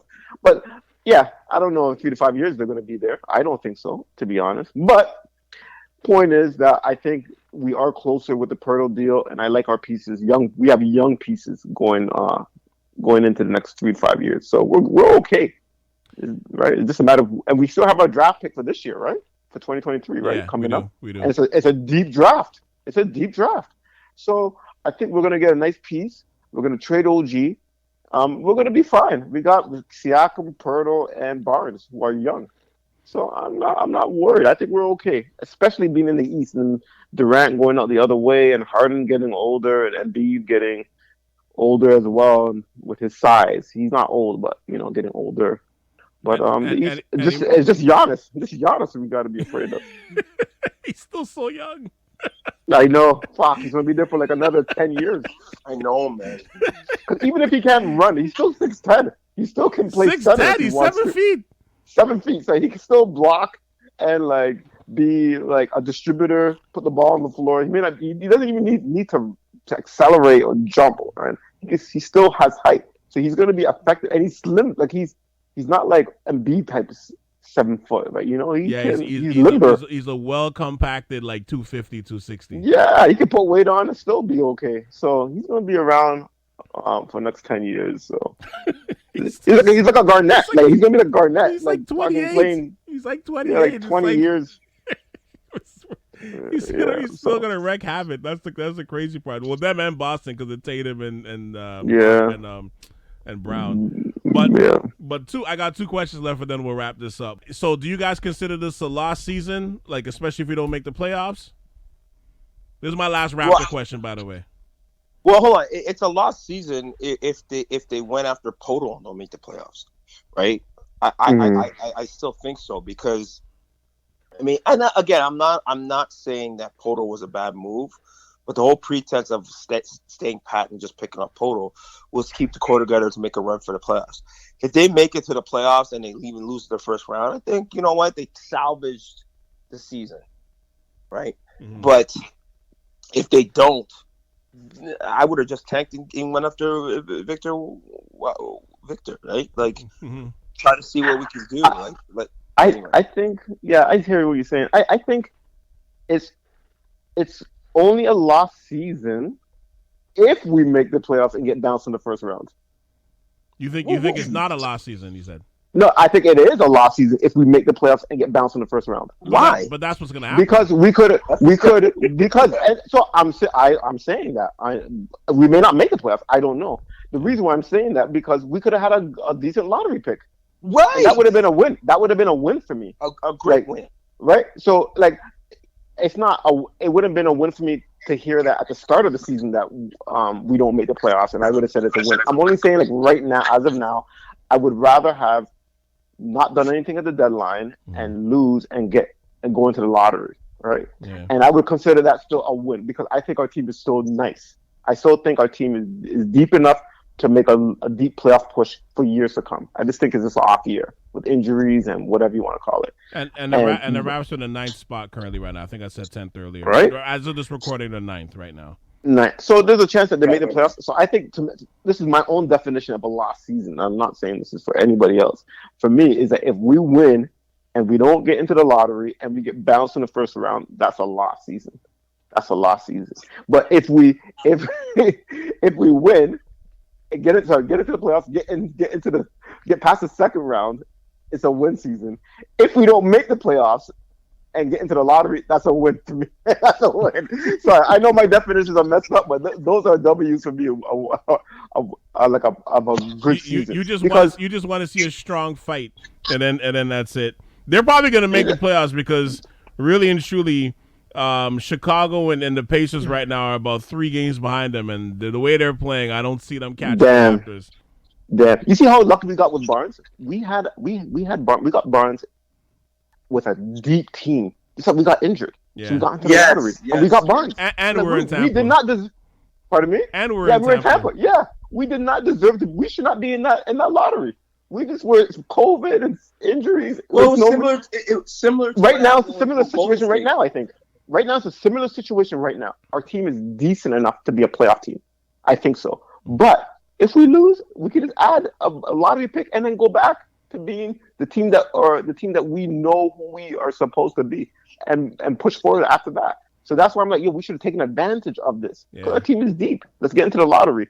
So that's the way I look at it. That's how I look at it. And can you imagine if we don't make the playoffs and then we fuck around and we end up getting like the second pick, or we get Scoot Henderson or something? Wouldn't that be incredible? But we still have that chance to do that still. Yeah. Because we have our pick our pick for Poeltl, wasn't it 2023? 24. Was it for this? 24, yeah. 24. So we still have our pick for this year, right? We do. Right?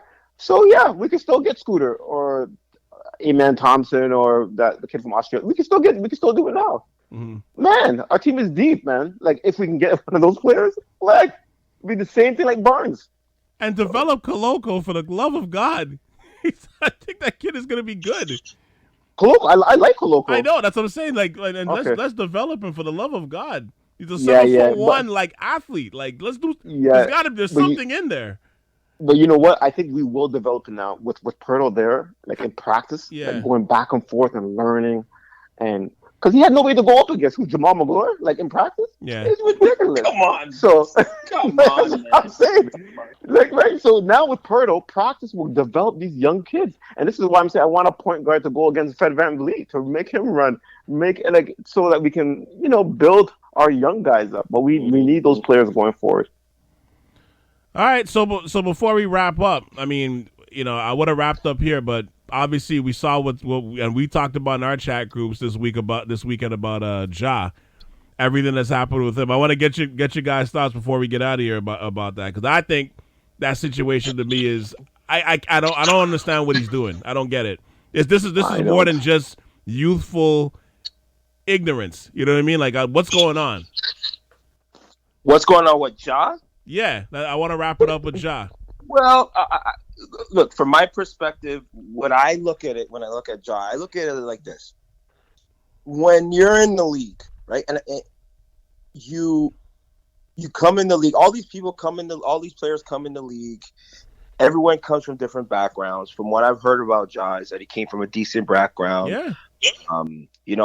But what happens is you get lost in the sauce, right? And I know this from friends that played in the league, or for sure, relatives. Same thing, Julian, probably on your side, right? Maybe it's a little bit different in hockey, but from basketball, and definitely I have a lot of football guys that made the league, and they go into the league as great dudes from decent families. Not everyone's from the hood just because you're black, right. But we all have this persona. Because even though, like, I hate to say this, and maybe this is a whole other conversation, and I don't want to be classist or what's the word?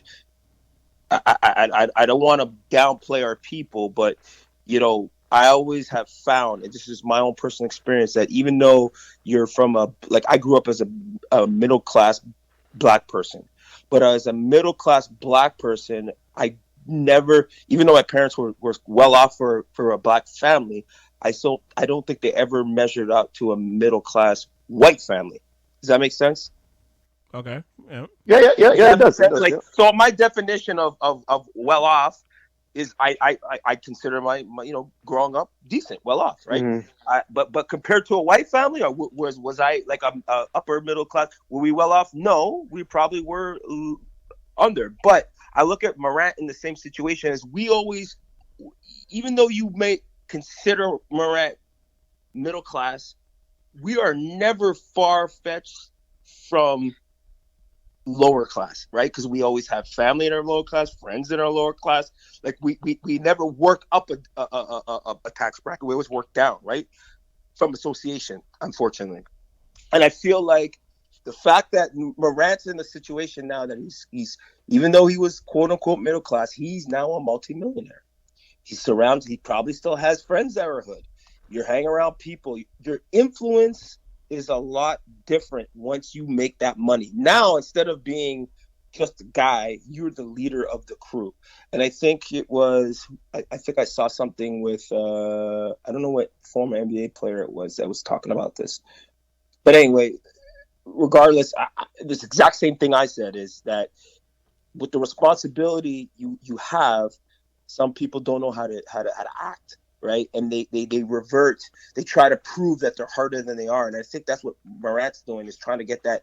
Like, there's no reason for Morant to try to act like he got street cred, but for some odd reason, these young youths that get money, they try to project, like, even though he's middle class, he probably hangs around guys that are hood, and he's trying to project, like, yeah, I'm tough too, right? You go that extra mile. I got money, so I'm going to even project you more. I can get away with having a gun. I can get away with flashing a gun. I can get away with just, no one can mess with me because I'm Ja Morant. I'll just put the gun to the guy's head as a joke. It's not a joke, right? And we know this as grown men, but some of these young guys don't. And I feel like it's unfortunate that Morant doesn't have anyone in his camp, even cool. And I hate to say this, I'm not a fan of Morant's dad. I think he acts like a clown. Mm-hmm. But he needs someone in his camp, you know, even when he's getting out of hand, to say, yo, chill, don't do that dumb shit. Done. Like, stop. Like, you are not hood. You don't need to act hood. You don't need to put out that type of energy out there because there's no reason for you to do it. It's not like you're fighting for your life. Why the hell do you have a gun? You could hire, instead of buying that gun, you could hire somebody to carry the gun for you. You know what I mean? Like, I just don't get it. And, you know, candidly, whatever happens to him, I think he deserves. And you know, it's funny, like, you know, as we're getting older, you know, this God bless us, middle-aged Negroes like us. I think part of it is like we're old enough now to see, we've already experienced a lot from watching, from just living life and stuff. So when you're seeing people keep repeating some of these cycles, especially as athletes, like you're just kind of like, wow, I thought, like, you know, like these guys would learn from history. I guess, you know, they always say youth is wasted on the young.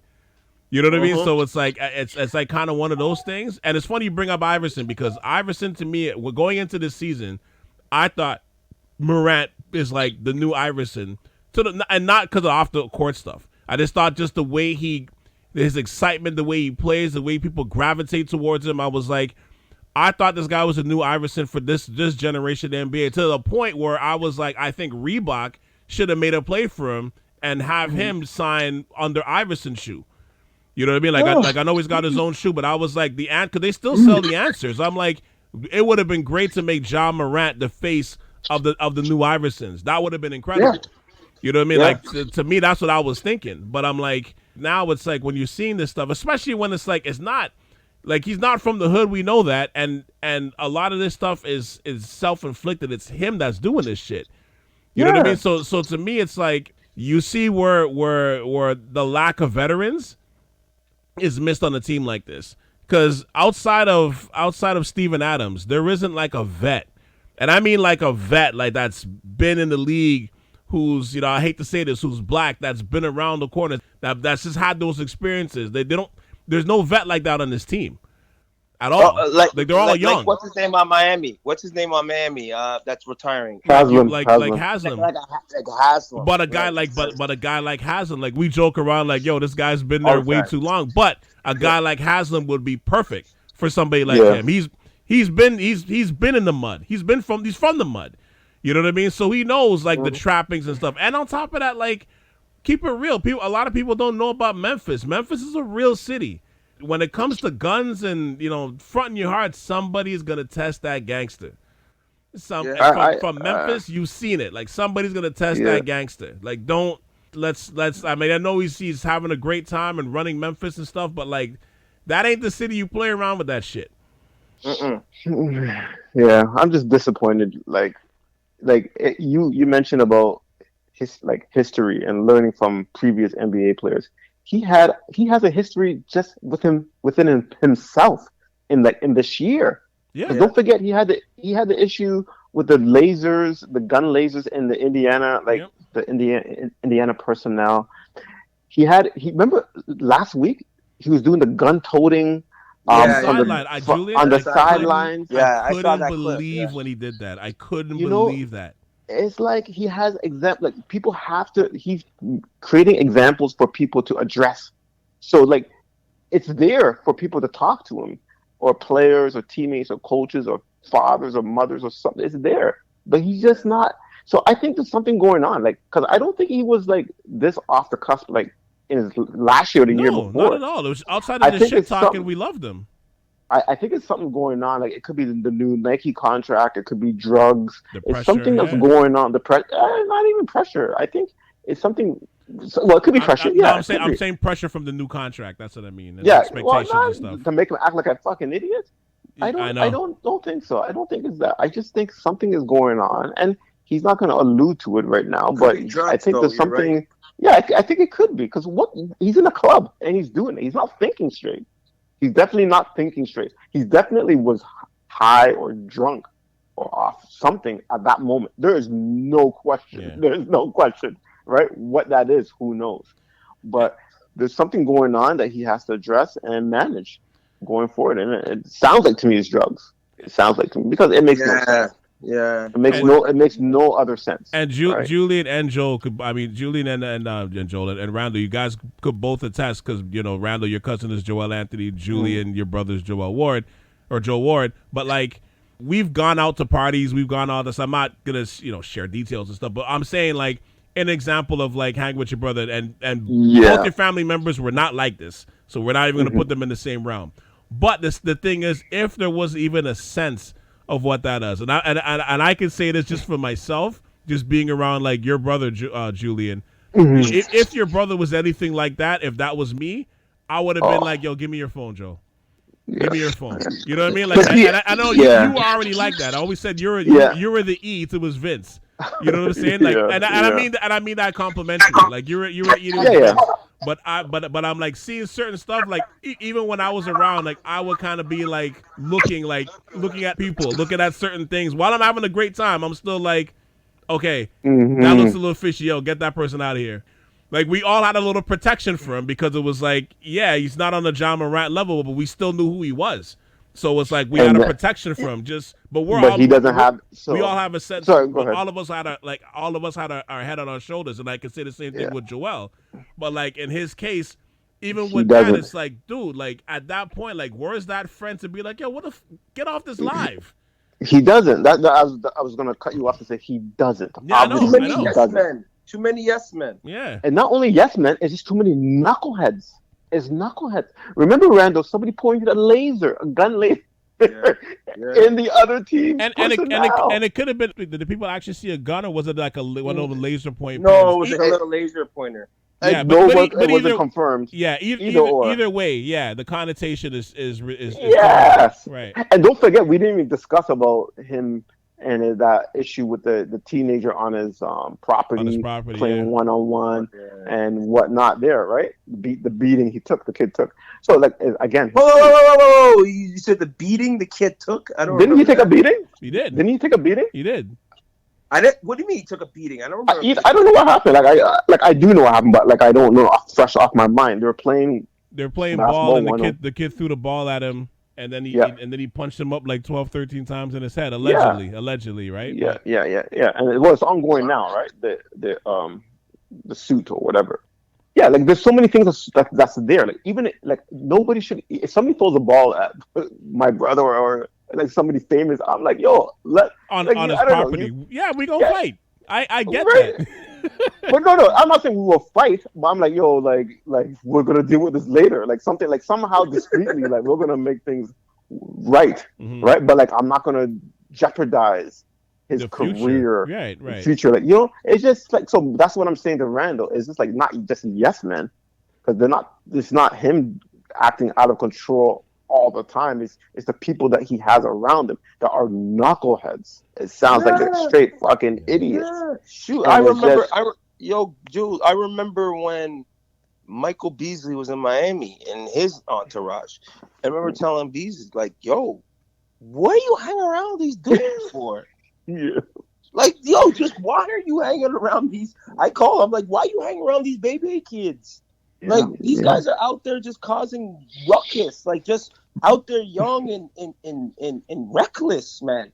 Right? And it's probably because his head was a baby kid. It's his head was a knucklehead, and I'm afraid that Morant's head right now is a knucklehead. But I'm hoping that I'm actually hoping that it had to do with drugs But even when he's on the or something like, but even on the court when he's doing the gun, like he knows he has issues with the gun banter in the media. He's still doing it. Like the way the gun. Yeah, so that to me is not drugs. Windows about it too, like yes, you said, like I'm sidelining, like so it's not drugs at that point. It kind of remind, but even if it's not drugs, I kind of feel like it was almost like he was taunting the situation. Yes, and it was like, so even if it wasn't drug related, just the fact that he was taunting the situation. That's why I couldn't believe when he did that at Houston on the sideline. I couldn't believe that. Oh my gosh. And then I was like, and then nobody addressed it. Like it took the live a few days later for them to address it. Because even from that point, you don't know. Well, sorry, I have to cut you off. You don't know if it was. You That's don't know true. if it was. It wasn't Great behind point. the scenes. You're right. You're not going to come out in public and say we addressed his gun saluting. You're right. Great point. You're right. To me, that I couldn't believe that. Like when I saw that, I was like, "What is going on with this kid?" And he honestly, he's lucky that didn't blow up, because everything else blew up except that. I'm like I'm surprised that that didn't blow up, but I couldn't believe when I saw that. But I mean, I wish him the best, but like it's gonna be interesting to see what happens to him going forward. But like you're gonna get a new set of problems in terms of like fans taunting you and different. I mean, they're calling him Ja Wick right now. So, you know what I mean? So I do like that though. Yeah, so I'm just like, you know, and then again, he replaced Kyrie as like the point guard face of Nike. So it's like you just got that contract. You just got your shoes about to come out. You know what I mean? Like, what are you doing? Like that, like to me, it's not smart. Like at the end of the day, I'm just like, you got to protect the asset that's there. Like just as friends and family. Like the words, like I said, I know he doesn't have anybody. And I know people are looking at the father like, yo, like your pops is at the court side every game. Like, take off the shades and mentor him. Like, what the hell? You know what I mean? But, you know, and who knows? We don't know. Maybe they are, and he's just not listening. We don't know, right? We don't know the full story. But it's a shame to see that it's gone to this extent. Like, at the end of the day, no crime has been committed, luckily. Like, or not luckily, but, you know, like, it hasn't gone to that point. So you're just hoping they nip this in the bud, and you know we just forget about this in a year or two. But like, you just hope you don't want to hear like more shit happening where it becomes like a Michael Vick situation, and all of a sudden it's like, you know, like we've seen the history of all this happen, and I'm surprised like somebody like him hasn't like read the room of the history or like the history books of, you know what I mean, like just going through little stories. He may have as well. He may have. Yeah, he may have, but he's just a knucklehead. He's just a knucklehead. Yeah. Knuckleheads are knuckleheads. They just do knucklehead shit, right? That's where I'm disappointed, because you're calling him a knuckhead, and I'm just like, yeah, like I waited. It's funny because in our chat somebody asked me like a couple of weeks ago, is Ja a knucklehead? Because they know I throw that knucklehead term in this next chat all the time, and then somebody asked me, "Is he a knucklehead now?" I go, no, it's still too early, man. Give him. Then they asked me, is he now? And I'm like, no. Like 2 incidences. And I'm, no. But this last one, I said, fuck, this is it. The gun in the club. I go, he's officially labeled a knucklehead by me. He's official knucklehead. Yeah, I put to me, like, that's beyond knucklehead. So let's see how he bounces back from it. He had the right statement. He said he owned up to it. Mm-hmm. And let's just see how he is going forward. Yeah. That's all you could do. Brothers, thank you for doing the annual State of the Raptors address, man, as we always do. It's one of my favorite pods that we do every year, man. Yeah, you're welcome. Thanks for having me. Yeah, as always. And then, you know, the playoffs are hopefully coming through. Well, we'll see if the Raptors make the playoffs, but if we do, then, you know, definitely come back for that, and then we'll figure it out from there. But as always, brothers, thank you as always. So, could we have when VanVleet gets traded, can we have an emergency pod on it? Absolutely. For you, Randall. To the men in the background, like for you, Randall. Absolutely. Say goodbye. And then you got a picture of Julian like looking at his photo. Will Julian be looking out of the window like while it's raining? Maybe. Yeah. For sure, we will. For you, Randall, we will do one for sure. My man.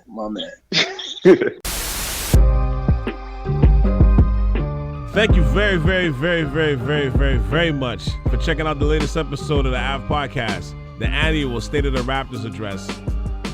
Shout out to the South Shore family, Randall Walter and Julian, a.k.a. Jules the Commish, for both riding shotgun in this annual episode. If, and I repeat, if the Raptors make the playoffs this year, I'll do some playoff edition episodes as well. Regardless, I'll be doing some more hoop ones as the playoffs ramp up. Now, I haven't done this before, but starting on Friday, the last season for the show, we'll be doing a weekly recap of Snowfall. All right, so episode 4 will be out tomorrow, I believe. So we will be on top of that, and we'll be recapping the first 4 episodes, or at least the first season so far.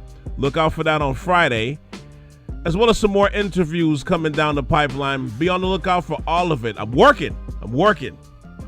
Regardless of the fact, check everything out on SouthShirav.com for the latest episodes. And also, like, rate, review, and subscribe if you haven't already. Leave the comments, all that.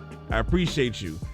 And also click on the past years of the State of the Raptors Address as well if you're a Raptors fan. It's a fun trip down memory lane. It's in the show notes, so just have fun with that. All right? For Randall Walter and Julian, a.k.a. Jules the Commish, my name is Cal C. And you just tuned into the latest episode of the Ave Podcast right here on South Shirav Radio.